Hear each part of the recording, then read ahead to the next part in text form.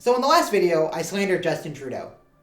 Oh, also, I spent a lot of time trying to define free will in a systematic way, and the definition that we eventually arrived at after much pontificating is, free will is the capacity to act towards the fulfillment of one's desires by overcoming any barriers to said desire. And I think that a lot of the subtleties and utility of a definition like this will become more apparent as we proceed forward. Now remember, I argue that it's both good to believe in free will and free will actually exists. It's not just like a fictional thing that's good to believe in.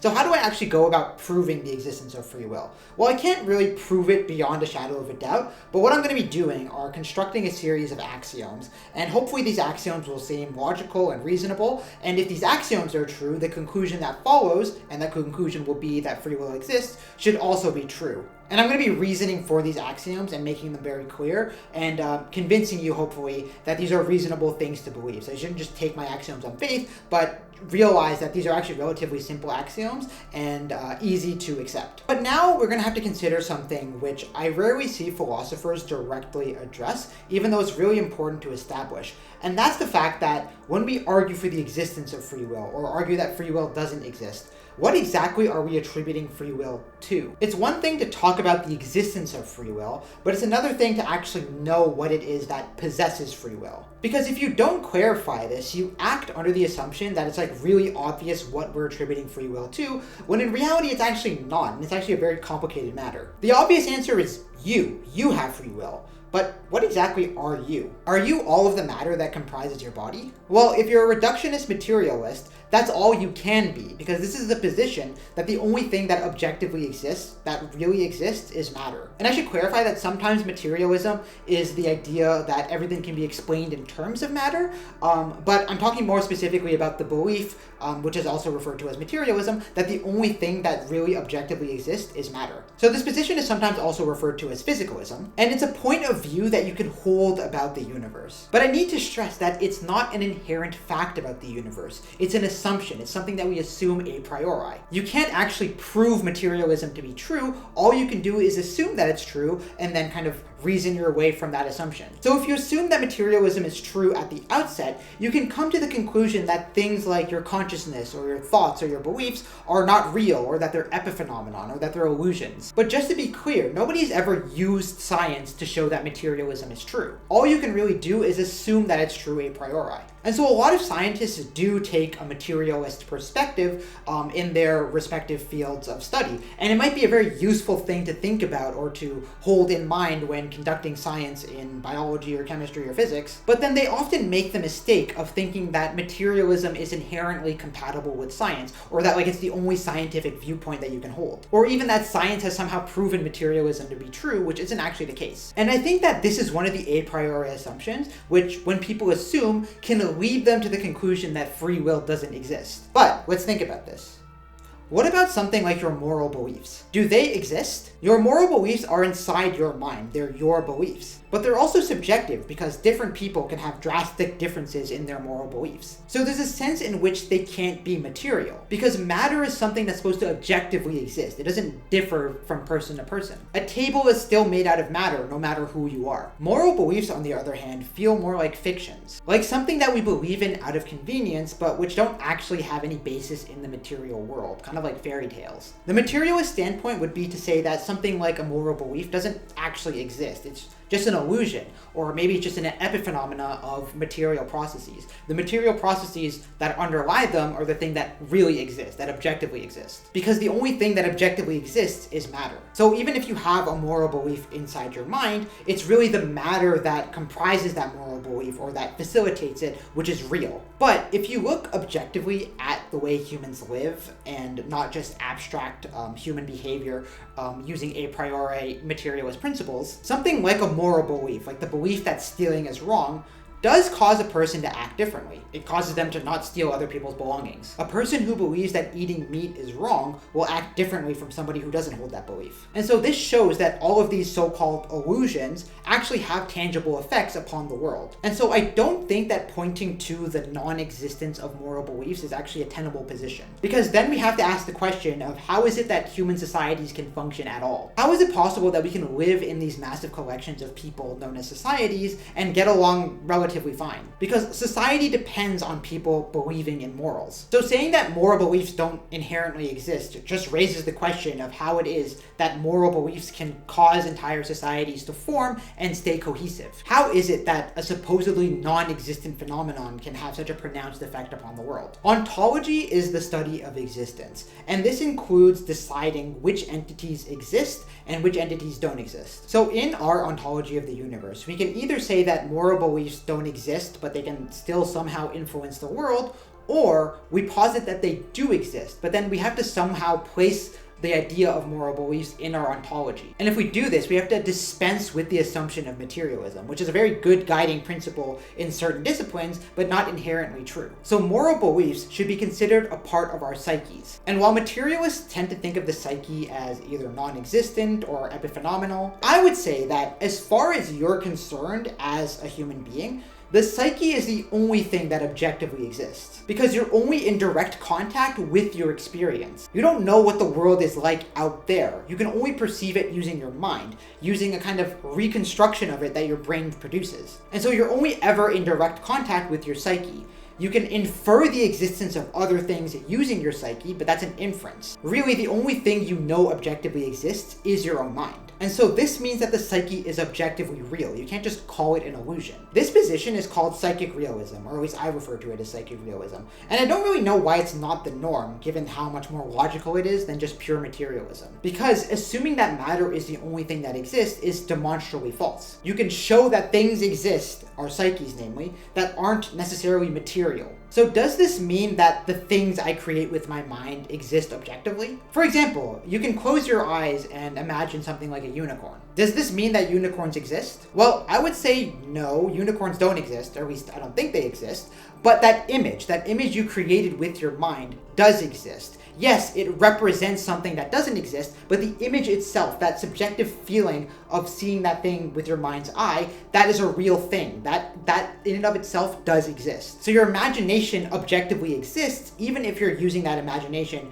to construct a representation of a thing that doesn't exist. And what I'm arguing is that, yes, when you imagine that unicorn, it involved physical processes inside your mind. Physical stuff was happening. But the end result of all of those physical processes, that psychic experience, objectively exists, but it's not exactly the same as matter. It might be facilitated by matter, but it stands apart from matter. The image of the unicorn is not a physical object. It doesn't have a chemical composition, but it is a psychic object. This position isn't also saying that matter doesn't exist. Matter does exist, in my opinion at least. I know that there are some people who don't believe in matter or who have different perspectives on matter, but I think that the theory of matter is a good one and something that we should hold on to. But all this position is saying is that mind also exists. And it isn't exactly the same as matter. It's clearly different in many ways. So what we think is mind must be some kind of emergent phenomenon. It results from very complicated interactions involving the matter inside your nervous system, but it in and of itself cannot be said to be equivalent to that matter. So your moral beliefs, even if they exist inside your brain, are not equivalent to the matter inside your brain. A person who acts on their moral beliefs isn't doing so just because the matter in their brain is arranged in such a way that they just have no choice but to follow that moral, but rather because their psyche, the part of their mind that they directly experience, has this moral belief. It's able to hold onto something that's more abstract. And through their psyches, the moral belief is able to exert its influence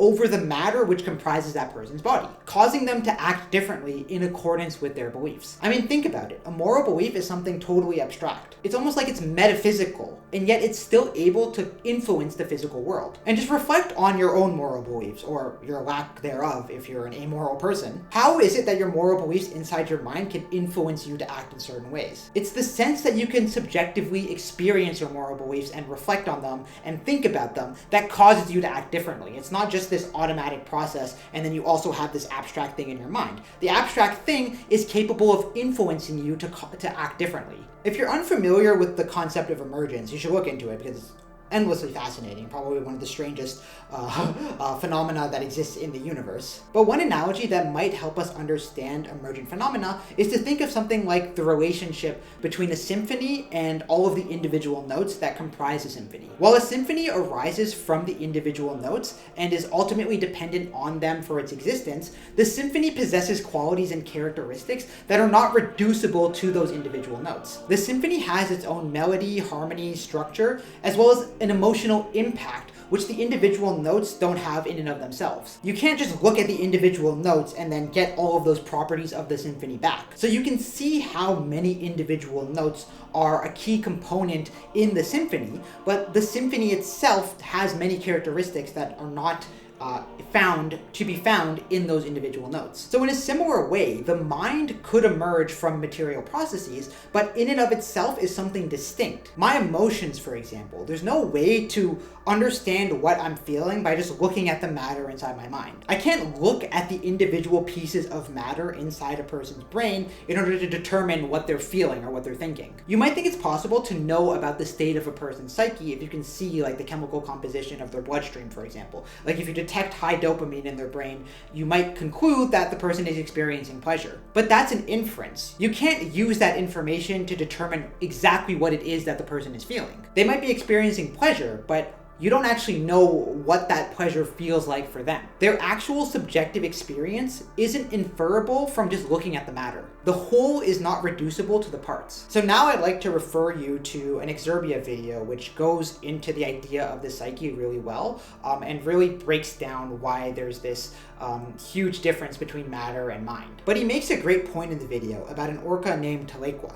If you don't know, this is a female orca whose calf tragically died. And in her grief, Telequa carried the body of the calf for 17 days before letting it drift to the bottom of the ocean. So is this behavior explainable by just considering the orca as this series of mechanical physical processes that somehow just caused the orca to behave like this? No, it was because she was experiencing immense pain and grief. This is what caused her to do something which orcas don't normally do. You can't explain something like this by just saying, well, it's just matter doing what matter does. But rather, it's the fact that this matter, which is in the shape of a killer whale, is capable of experiencing profound emotions. Now, you can also check out a video that I made about the idea of psychic realism with respect to Jungian psychology, if you would like to familiarize yourself with the concept. Because it can be challenging to understand, especially since I think these days we're very much conditioned with the materialist paradigm. But if you understand this concept, it'll open the door for understanding how it is that free will can exist. And in my opinion, it's not an enormous assumption because again, it doesn't dispense with the idea of matter. Matter still exists, but it just posits that things exist apart from matter. But let's make some simple arguments for the idea of psychic realism, just to establish that the psyche can't really be the same thing as matter. Now, I can approach this idea from many angles, but I'm going to focus on your thoughts, specifically your internal monologue. We've already established, or rather suggested, that your internal monologue is the product of very complicated physical processes happening inside your brain. But we have to ask the question, what about the monologue itself? Because you can hear your internal monologue. So that experience of hearing your own inner voice, what is that in and of itself? What are those words in and of themselves? If you posit that the thoughts themselves are somehow material, this implies that you could open a person's brain and extract their thoughts as though their thoughts had specific chemical compositions. But instead, if you look, all you'll see is brain. What a person is actually thinking still appears to be invisible to you. You can't actually just extract a person's thoughts as though thoughts themselves were physical. And you might think that if I just extract all of the neurons that are involved in the process of generating that thought, that would be equivalent to removing the thought from the person's brain. But if I did that, if I just looked at that matter, would examining that matter tell me what the person was thinking? No, again, all you would see is matter. The psychic experience that matter was generating would still be invisible to me. And interestingly, that person who just had their neurons excised from their brain might still be able to have the exact same thought because they can just recruit different neurons to generate those thoughts. So they can have the exact same thought using completely different matter. But we can go even deeper. Imagine if you, for some reason, could see all of the material processes happening inside a brain. You can see all of the matter, you can see all of the ways in which it interacts dynamically, and you can see the momentum and position of every single particle in that person's brain. Would this be enough information to tell you what the person is thinking? It's not 100% clear, but I feel like the answer is no. Because again, all you'll have is a bunch of information about matter. And it's impossible to conceive how any of this information can tell you what the person is thinking subjectively. The state of their psyche is still an unknown, even though you have all of this information. And what's also clear is that we can already explain certain subjective experiences in material terms. So for example, my ability to perceive the color blue. We know a lot about the physical mechanisms involved in that. And yet, even if I observe those physical processes occurring inside another person, I can't definitively say whether their perception of the color blue and their subjective experience of it is the same as mine. The matter itself isn't enough to tell you about the state of their psyche. And so this again shows that the psyche itself must be something separate from the matter. It comprises a new emergent entity, which is fundamentally separate from the matter itself. And we've just been focusing on things like beliefs and thoughts, but so much comprises your psyche. Your psyche also includes all of the qualia that you subjectively perceive, like the perception of color and the way sound sounds, or the feelings of temperature or touch, things like pain, as well as your imagination and your intuition and all of the emotions you feel. And anything that you believe that's inside your mind, all of that together comprises an entity that we call the psyche. Even your understanding of these words that I'm currently speaking, you're experiencing it through your psyche. Yes, there are physical processes happening, like the sound waves that I'm projecting hitting your eardrums. But that feeling of subjectively perceiving the sounds, as well as your ability to understand these words, that's all occurring through your psyche. And so the psyche must be distinct from the material processes that are facilitating it. Now, people will sometimes still hold on to the belief that matter is the only thing that objectively exists because there's a way to conceptualize all human behavior as just occurring through material processes. So for example, if I put my hand into a pot of boiling water, I immediately withdraw it. And you can attempt to explain this as purely a material phenomenon. Because what you would say is the reason your hand moves so quickly is because there are sensors in your hand which are capable of feeling damage. They can sense damage. And when they detect damage, they cause this signal which runs up onto your brain, which causes you to retract your arm. But if you've ever actually done this, either accidentally or intentionally, you'll know that the reason it seems like you withdraw your hand really quickly is because of the pain, because of the experience, because something feels terrible and that terrible feeling compels you to move your arm. So a materialist might say that that pain was just an epiphenomenon, something that occurred alongside what are more fundamentally mechanical processes. But I would counter with, then why do we experience the pain at all? Because if this whole thing is really just the result of mechanical physical processes, wouldn't it just be more efficient to not have a psyche at all? Instead, everything we do is just the result of mechanical processes and there's no need to generate a psyche. In other words, wouldn't it be more evolutionarily efficient if we were all just philosophical zombies? A philosophical zombie, by the way, if you didn't know, is an entity that looks exactly like a person and acts exactly like a person, except they have no subjectivity at all. It doesn't feel like anything to be a philosophical zombie. They lack a psyche. But if that's the case, why did evolution go through so much trouble to give us psyches? If subjectivity is ultimately useless and redundant, why do our bodies expend so much energy producing a psyche? The answer is that the ability to feel pain must be some sort of evolutionary advantage. It's not just a byproduct of things that are happening at a physical level. The pain itself represents something that's useful for an organism to possess. And the entire psyche must also be the same. In other words, an entity with a psyche must have an evolutionary advantage over something that's just kind of governed by purely mechanistic processes. So when you retract your hand after feeling something extremely hot, you do so because of the pain. The pain is what is able to seize your body and move it in accordance with what it desires. And the pain itself is a part of your psyche. Because there are people who can't experience pain, and if they were in the same situation, they would just leave their hands in the pot without knowing that anything harmful is happening. And so not being able to feel pain is actually very dangerous. We feel pain as a psychic experience. And this is where I would argue that the reason we have psyches at all is because psyches give us free will. Or more specifically, it's the psyche that possesses free will. Having a psyche is an evolutionary advantage because a psyche gives an organism free will. So all of this was to say that you can think of yourself as a material being, but there's also a part of your existence that isn't material per se. and it isn't specifically composed of matter. Instead, it's composed of qualia, and these qualia can be arranged into basic units to build up our subjective experience, including your sensations, your perceptions, your thoughts, your emotions, your intuitions, your imagination, your conscious awareness. All of that comprises an entity which we're calling the psyche. And so all of this discussion was to just give you a sense of what the psyche itself is, and why you should really think of it as distinct from matter. Again, there's still a connection between the psyche and matter. It's just that the psyche in and of itself must be something different. So let's develop some syllogisms to summarize this. Materialism is the position that matter is the only thing that objectively exists. The psyche comprises a person's thoughts, emotions, qualia, and anything which is experienced subjectively by the person. Therefore, materialism must conclude that the psyche doesn't exist or that it is an epiphenomenon. But then let's also consider some of the things which I've been saying in this video. Materialism posits that the psyche is an epiphenomenon and not objectively real. Evolution produces traits that are advantageous for the organism. Evolution produced the psyche. The psyche objectively exists, and yet it is not equivalent to matter.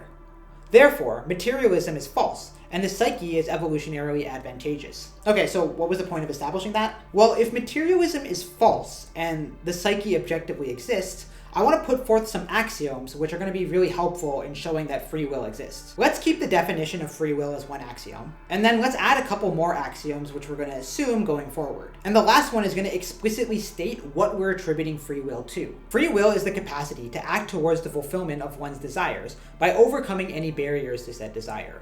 The psyche comprises a person's thoughts, emotions, qualia, and anything which is experienced subjectively by the person. The psyche is distinct from matter. If free will exists, it is the psyche that possesses free will, as opposed to the matter in a person's body. So this is what we've finally come to. When we ask the question, what has free will? The answer that we're going to put forward is that a person's psyche has free will. Not the matter that comprises their body, but that subjective experience. That in and of itself comprises a kind of entity, and we believe it's that entity which has free will. And remember, this is an axiom. This is something that we're assuming to be true for the sake of argument. And hopefully you'll be able to see why this is a sound axiom in the next video. But just to give you a taste, if you saw the last video, you'll know that we tied the idea of free will closely to a person's desires. Well, desires are also something that can only be experienced subjectively. Desires themselves are psychic. And so it's really only possible for a being with subjectivity, with a psyche, to have desires. And so only a psyche can have free will, assuming that free will exists. And importantly, your psyche should also include your unconscious psyche, all of the thoughts, emotions, and intuitions that you don't directly perceive with your conscious mind. This is actually rather subtle, because sometimes you'll see people refer to the unconscious mind as that part of our minds which is just material, but doesn't actually produce any kind of subjective experience. But that's actually not what we mean by the unconscious. Yes, there are processes in your brain that are purely physical and which you don't experience in any sense, but there are also psychic experiences and psychic processes that occur inside your mind, but you're just not conscious of them. So when I refer to the unconscious, I specifically mean a psychic unconscious. A good example would be your dreams. Your dreams are something that are subjectively experienced, and you experience them as a series of qualia. And so in that sense, they're psychic, and yet most of the time when you dream, you're not consciously perceiving your dream. You're unaware of the fact that you're in a dream. It's only when you have a lucid dream that you're aware of it, but that's an exception. So this shows that there's psychic material which isn't conscious, but it's still there. And what I'm arguing is that your unconscious psyche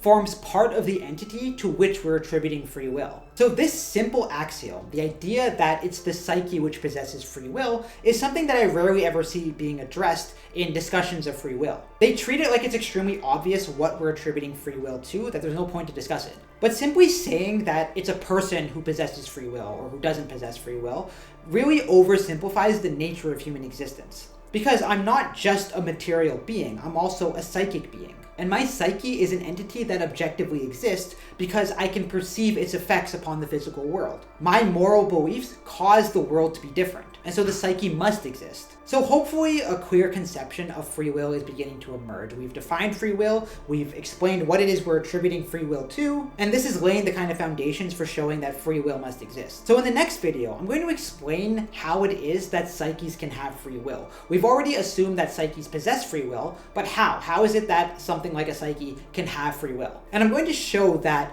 your subjective experience is capable of altering the trajectory of the universe in a way that's favorable to itself. So that's going to be a fun one to explain. I hope you're still interested by the time that one comes out. But anyways, I hope you have a good day, and may good luck always come your way.